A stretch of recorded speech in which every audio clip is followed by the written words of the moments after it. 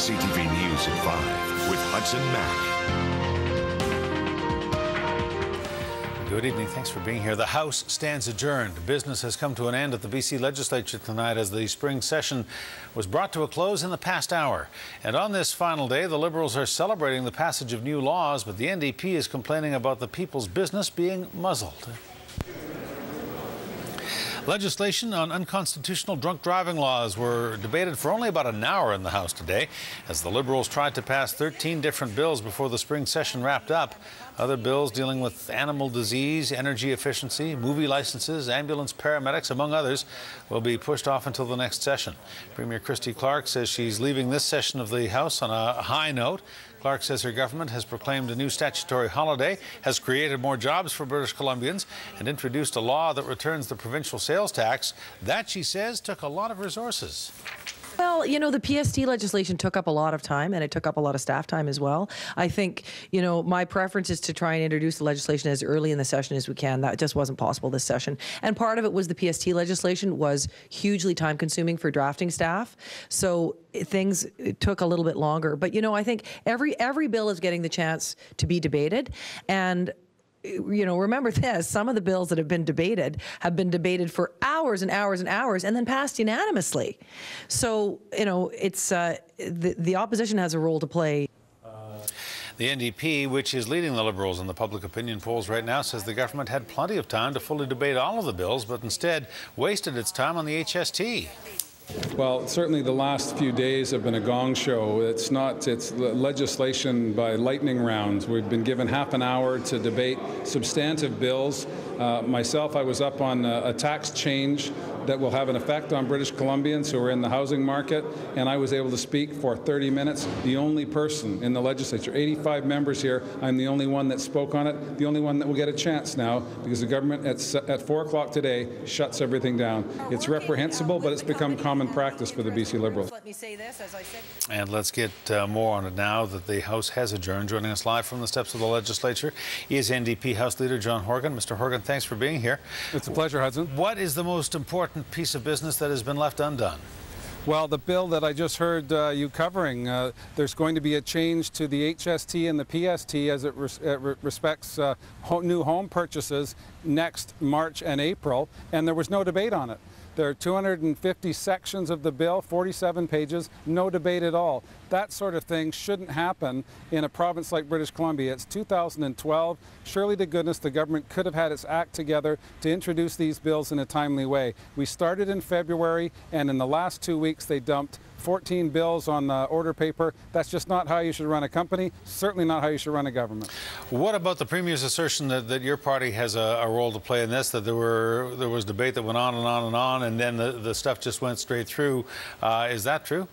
Well, it's partly true, Hudson, but I think the Premier misses the point. The reason we elect people, 85 of us from right across British Columbia, is to come here and represent the views of our constituents. You don't just have one or two people speak on issues that affect different parts of the province differently. I think what Mrs. Clark likes to do is blame other people for the incompetence of her team. We've had lots of time to bring this stuff forward. There was no excuse at all for bringing stuff in as they did in the last 2 weeks. And to do what we did today, Hudson, I characterize it as a game show, and the lightning round started this morning at 10 o'clock, and we ran through hundreds and hundreds and hundreds of pages of laws that will affect British Columbians with no regard for the impact or the content of those bills. It just shouldn't happen in the 21st century. Sadly, it's a common theme with the BC Liberals over the past number of years. If the polls are right, that election date next spring is a time bomb for the Liberals. Do you think the House will sit this fall, or is this it until early next year when the government may dole out some goodies? Well, one of our suggestions to deal with the backlog or the amount of legislation was to sit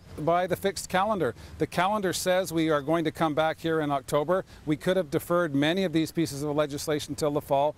The fact that the government rammed them all through the way they did, thinking that there would be no consequence, tells me that they're not interested in coming back in the fall, and I expect that we may not be here again until the spring when they start doling out the goodies to try and buy back the voters that have abandoned them over the past number of years. We will have to leave it at that. We're out of time. John Horgan, Opposition House Leader, thanks for joining us. Thanks, Hudson. Thank you. Well, the future of community policing in Esquimalt may be closer to being solved. Esquimalt's Mayor Barbara Desjardins, as we've showed you, has been frustrated with how long it's taken the Justice Ministry to come to a decision on either Victoria Police or the RCMP. Today, Attorney General Shirley Bond said all she needs to do is review a mediator's report on the question and make her decision. What's the timeline? Like, when do you think you'll make a decision? I actually think within the next few weeks we'll at least be able to speak more publicly about the outcomes of the report. Don't know that we'll be in a position to solve the problems at that point completely, but obviously the report will be made public and we'll continue to work through this process. Obviously we have to bring closure to this. It's been a lengthy process and we need to come to a decision and bring closure. Bond says ministry staff are working on the file right now, and she expects to have that report and the recommendations on her desk within the next few days. Lower Mainland municipalities still haven't signed their RCMP contract, although the deadline for that was to run out this week.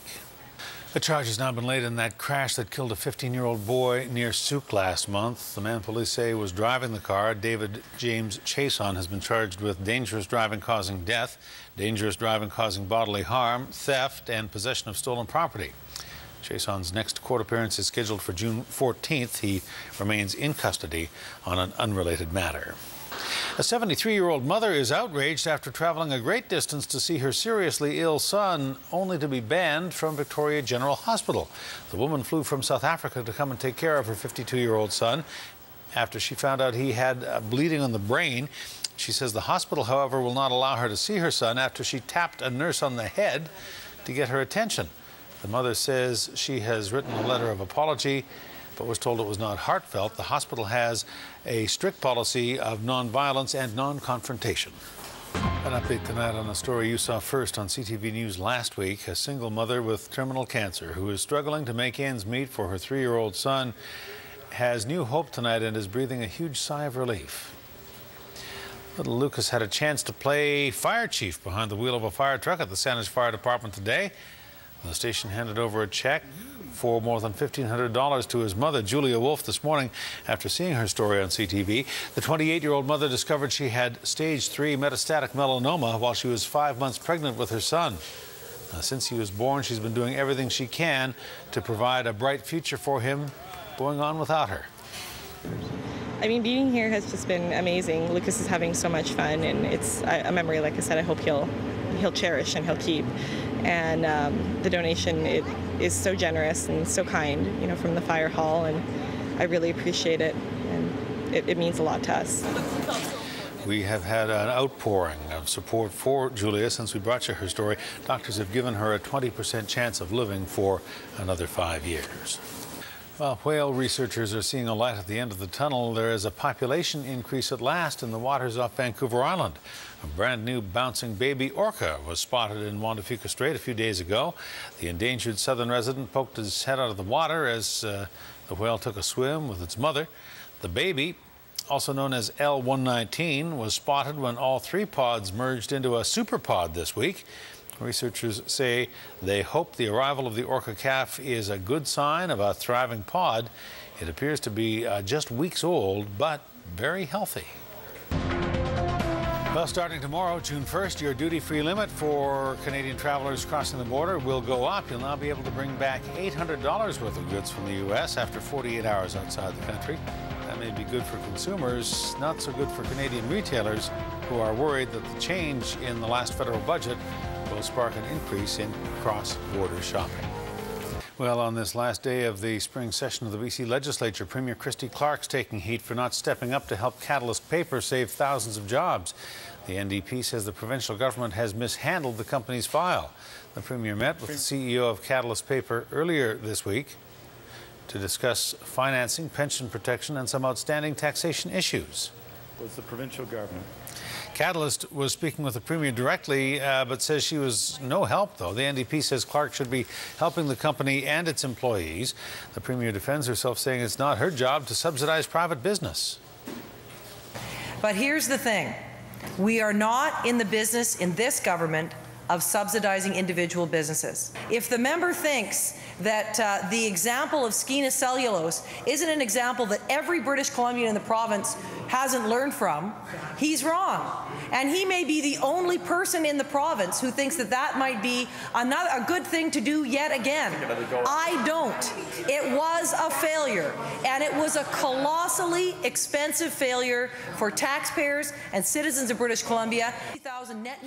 The Premier says the NDP government propping up the Skeena cellulose paper mill cost the province $400 million, which was ultimately a failure, and she says she's not going to let that happen again. All right, Nanaimo, lace up those sneakers. The 22nd annual Law Enforcement Torch Run is now just over a week away.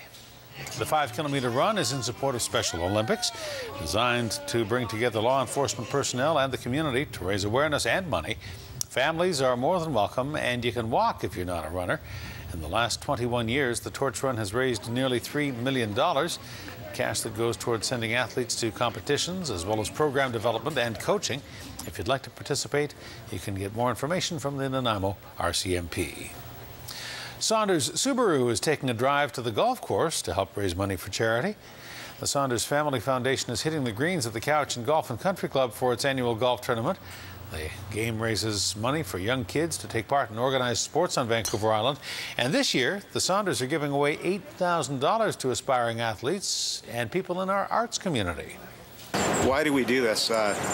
We do this because there's a need in the community, and kids appreciate it.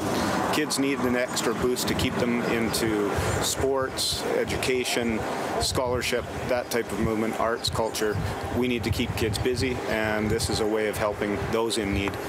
The Saunders Family Foundation gave away $3,500 to sport groups in the Cowichan Valley last fall.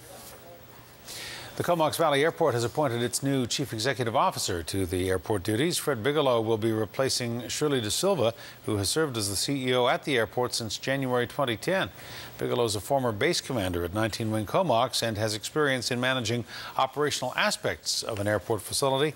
He'll start his new job at the Comox Airport in July.